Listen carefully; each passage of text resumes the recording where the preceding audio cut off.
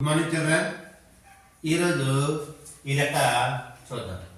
X by 25 equal to 196 by X అయినప్పుడు X విలువ ఎంత?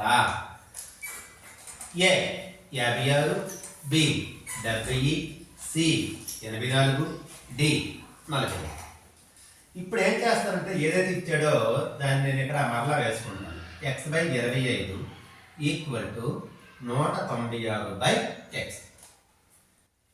ఎక్స్లన్నీ ఒకవైపు, అంకెలు లేదా సంఖ్యలన్నీ కూడా ఒకవైపు చేద్దాం. ఇక్కడ ఎక్స్ ఉంది, ఓకే, ఎక్స్. ఇక్కడ ఎక్స్ అనేది ఇక్కడ భాగాహారం చేస్తుంది.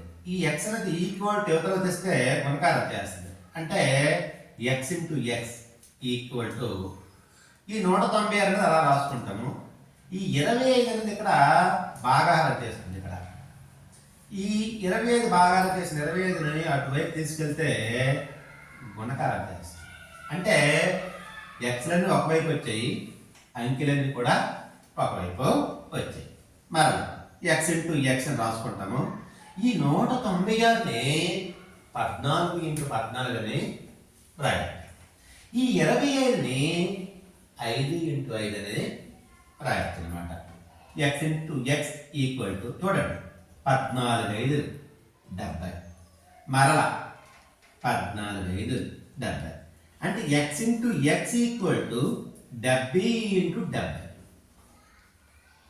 ఎక్స్ బదులు 70. ఎక్స్ ఎంత వచ్చిందమ్మా? 70. అంటే ఆన్సర్ ఎంత అవుతుంది? బి. అర్థమైందా? Okay, thank you.